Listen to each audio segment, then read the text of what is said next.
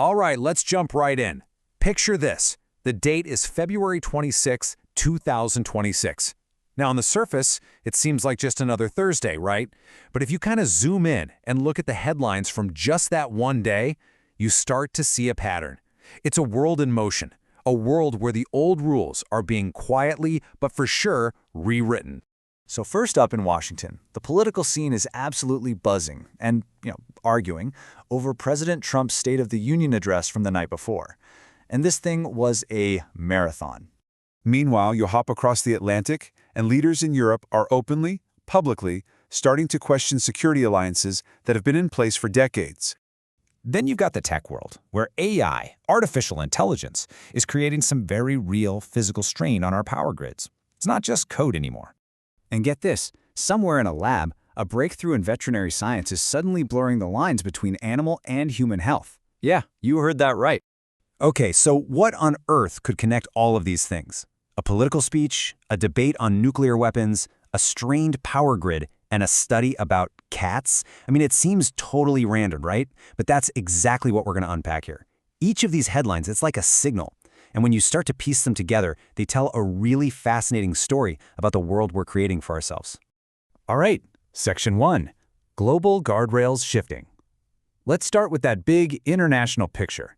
For, almost 80 years now, the world is basically run on a set of shared rules about security and stability. But those assumptions, you could call them guardrails, they are definitely starting to shift. And it's not just us saying it. The UN Secretary General put it pretty bluntly, saying the world might need a renewed international security architecture. And look, this isn't just fancy diplomatic talk.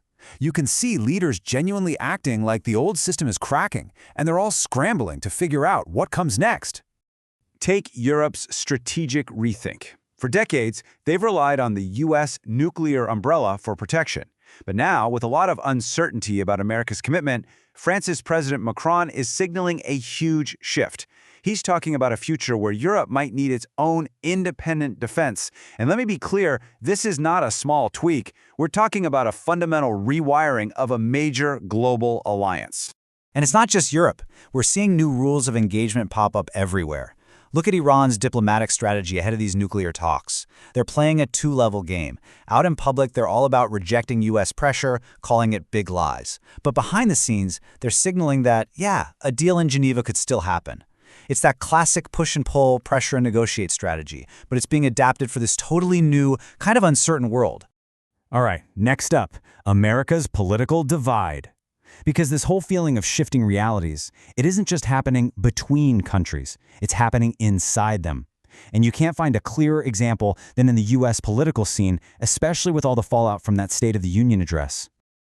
So during his epic 1 hour and 48-minute speech, President Trump painted a really rosy picture of the economy. One of his biggest talking points was this claim right here, that in just 1 year, his administration lifted a record 2.4 million Americans off of food stamps. But this is where things get complicated, and where you see two totally different realities emerge. So the number of people on SNAP benefits did drop by about 2.6 million. That's a fact. But the president's 2.4 million number, that actually comes from a projection, a forecast of people who were expected to lose their benefits because of new work requirements. Now, that's a subtle difference, but it's a really important one. It raises the question, are people getting off the program because their lives are improving? Or is it because the rules changed? And that right there shows you the deep divide over what the facts themselves even mean.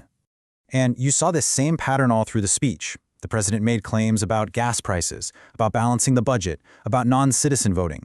And pretty much all of them were countered by data from places like the AAA or even other government departments. So look, this isn't just a simple fact check anymore. It's really a battle over competing versions of reality. Okay, let's totally switch gears now. We're moving from politics into biology, and this section is called the biological convergence. But this topic is just as revolutionary, because we're talking about another one of those foundational barriers that's starting to just crumble. And that's the line we've always drawn between human health and animal health. The whole idea behind this is a concept called One Health, and it's actually pretty simple, but also really profound. It's the idea that the health of people, animals, and even our environment are all deeply connected, and a brand new discovery is making that connection feel more real than it ever has before. And seriously, This is huge. Researchers actually sequenced the tumor DNA from almost 500 pet cats, and what they found was startling. The genetic mutations driving cancer in those cats were often the exact same ones that drive cancers in humans. Just let that sink in for a second.